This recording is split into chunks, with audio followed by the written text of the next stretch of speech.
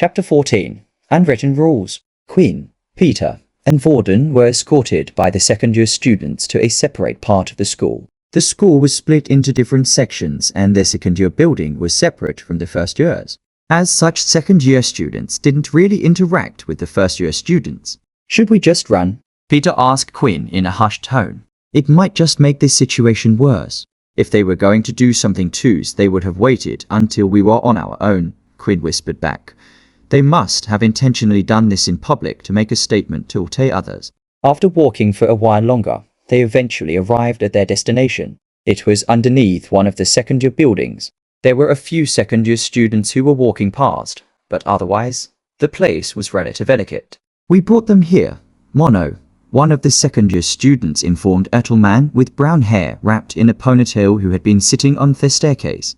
"You guys can leave," Mono waved them off as he stood up from the staircase. The second-year students did as they were told and quickly left them to be on their own. "Some rumors have reached my ears of a high-level student hanging around with a bunch of low levels. So what? Is it against the rules?" Vorden stood his ground with confidence. However, Quinn couldn't help but notice this Mono's wristwatch, which displayed the number 6. Mono started to laugh. "True. The school might not have a written rule preventing you from associating with their kind, but there are some unwritten rules." Mono then walked over to Quinn.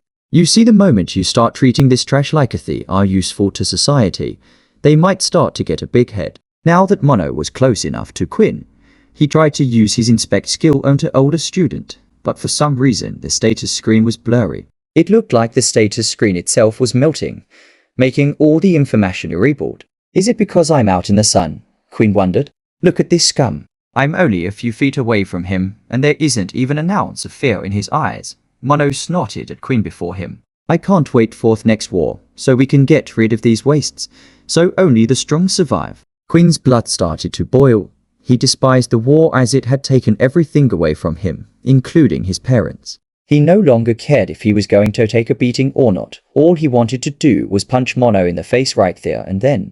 Unable to hold his anger in any longer, he threw out a punch. Alas, Mono appeared to have been able to predict his action. Before Quinn had even begun his attack, the older student had taken a step back, making Quinn's fist hit nothing but air. Vorden took this chance to try and grab onto Mono. However, once again Mono had reacted in advance, resulting in Vorden grabbing nothing. "You think I'm going to let someone touch me who's ability don't even know?" Mono sneered at them in derision. "I didn't come here to fight you guys. Consider today to be a friendly warning. There are people in this school that not even the military can touch, and if you continue acting this way, they will get involved." "With Theodore Wilden, do you think he's serious?" Peter asked.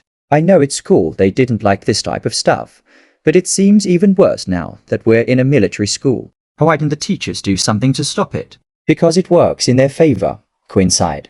"With the strong bullying Fuick, the latter will try to find a way to become strong themselves. However, I feel weak to begin with and can't rely on your family to help you. Where can you go to get this power?" "The military," Vorden answered in Peter's stead. "Exactly," Quinn nodded his head.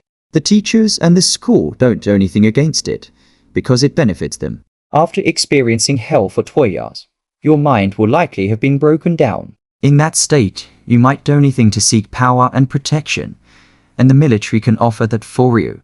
Quinn then looked at Vorden and sighed. "I'm sorry, Vorden, but I think it might be for the best if we comply with their wishes and go our separate ways for now."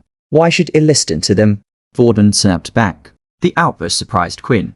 After all, Vorden stood to gain the most from that. He was strong, so nobody would bother. "Look, Vorden, I assume you think you are helping me and Peter, but maybe you don't understand, because you've never been powerless like us. When we break their rules, they probably won't do anything to you. It will be me and Peter they will go for." Quinn hated saying that to Vorden, especially since he was the first high-level person who didn't look at them like scum, judging them solely by their power level numbers. Earlier, when Quinn and Peter had walked around with him, the higher levels had done nothing to them because of Vorden. Unfortunately, his behavior had attracted bigger fish, something that Vorden and Quinn couldn't handle. At least, not yet anyway. "Fine, have it your way," Vorden shouted, as he angrily stormed back to the Theodore building. "Maybe we should have explained it to him better," Peter noted in a low voice. "It's fine. It might be better this way," Quinn sighed in defeat. Vorden was angry, but not at Quinn's words. No, he was pissed off at the whole situation at the school. It seemed that even here people were dictating how Heshold live his life, who he could, and who he couldn't hang out with. Still, Vorden didn't want Quinn and Peter to get hurt, so he regretfully accepted this as the right choice. Nevertheless, Vorden wasn't going to just let this people get away with trying to control his life. No, he was going to go after them all.